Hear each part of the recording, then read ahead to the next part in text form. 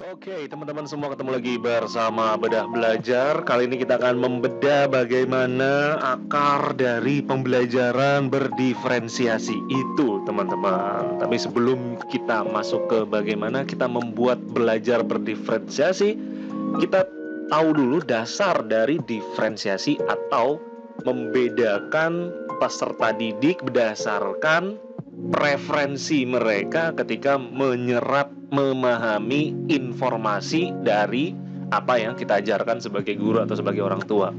Berangkatnya dari mana? Berangkatnya dari kita adalah manusia yang punya alat indera atau sensor dalam tubuh kita untuk menangkap kesan-kesan yang ada di luar diri kita untuk bisa kita pahami di dalam diri kita, yaitu di dalam pikiran kita, sehingga kita memaknai apa yang sedang kita pelajari atau informasi yang sedang kita serap. Itu yang paling mudah, yang paling menyenangkan melalui mana gitu ya. Jadi inilah dasar dari diferensiasi atau biasa kita sebut sebagai modalitas belajar.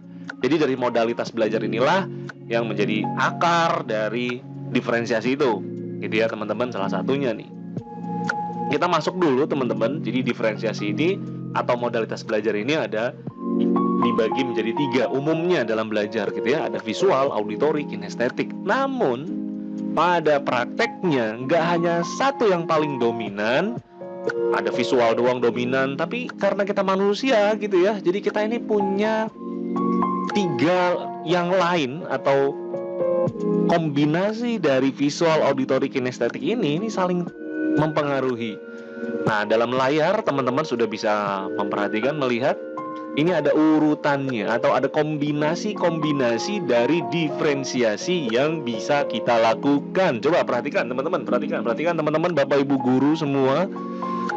Jadi diferensiasi itu ada 3. Terus ketika ini dikombinasikan, dikawinkan antara visual, auditory, kinestetik, visual, kinestetik, auditori, auditori, visual, kinestetik, auditori, kinestetik, visual, kinestetik, auditori, visual, kinestetik, visual, auditori. Jadi ada kombinasi 6 yang terbentuk, ada diferensiasi yang terbentuk dari macam-macam modalitas belajar yang ada 3 gitu ya, yang paling dominan dan variasinya di dalam diri setiap individu.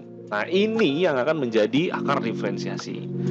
Ya, mari kita mulai dulu. Kita mulai dari awal sini teman-teman semua. Kalau kita lihat, baca tiap poin sebelah kanan, lalu pilih salah satu yang paling benar bagi Anda. Ya, ingat sekali lagi, caranya begini. Kita lihat dulu nih, mana yang kita sangat sukai gitu ya.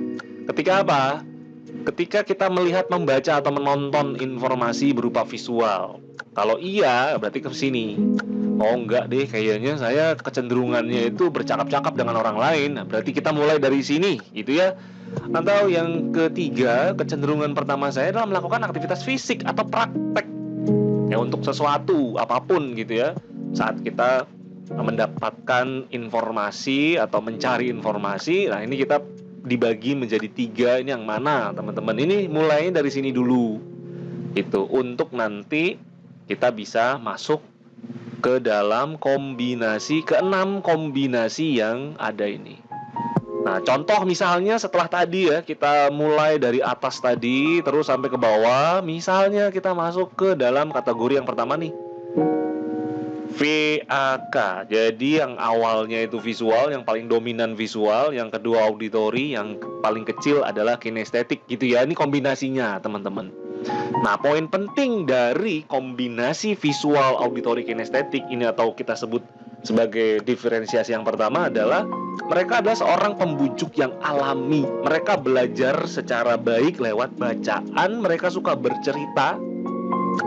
Biasanya nih kelompok siswa-siswa yang baik, dan dia nggak terlalu suka berkompetisi. Artinya kalau ada sport gitu dia agak kurang. Jadi gitu ya teman-teman. Nah, ini apa yang bisa kita lakukan sebagai contoh? Kita sebagai seorang guru, kita bisa mengelompokkan atau kita bisa membuat diferensiasi dari pembelajaran kita seperti apa. Oh, berarti kalau dia lebih baik baca lewat membaca, nah ini bisa kita lakukan dengan memberikan tugas atau memberikan mereka untuk membaca terlebih dahulu terhadap apa yang akan kita berikan.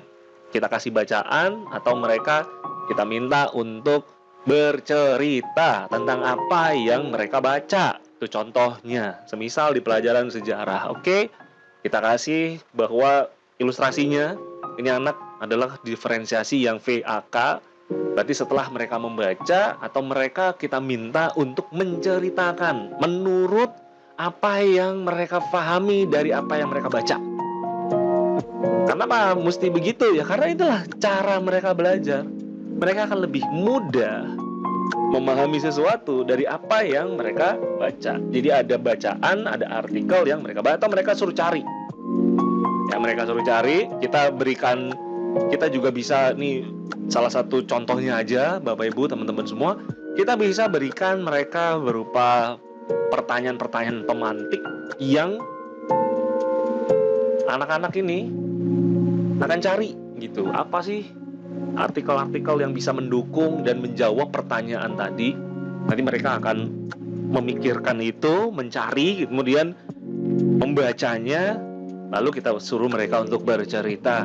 Apa sih jawabannya? Apa sih yang kamu dapatkan dari hasil pencarian, dari hasil membaca dari berbagai sumber gitu ya, dari misalnya online, dari Google gitu kan, mereka baca seperti apa, habis itu baru kita minta mereka untuk bercerita poin-poin pentingnya tuh apa aja dari yang pertanyaan pemantik tersebut gitu misalnya. Nah ini teman-teman yang menjadi dasar diferensiasi. Kita akan lanjut lagi di video berikutnya dengan contoh-contoh diferensiasi dari kombinasi modalitas belajar. Di video berikutnya teman-teman, jangan lupa di di like atau di save video ini dan di share kepada teman-teman lain sehingga bisa semakin kita berbagi. Itulah tanda kita sama-sama peduli. Terima kasih teman-teman, sampai jumpa lagi di video bersama Bedah Belajar tentunya. Terima kasih teman-teman.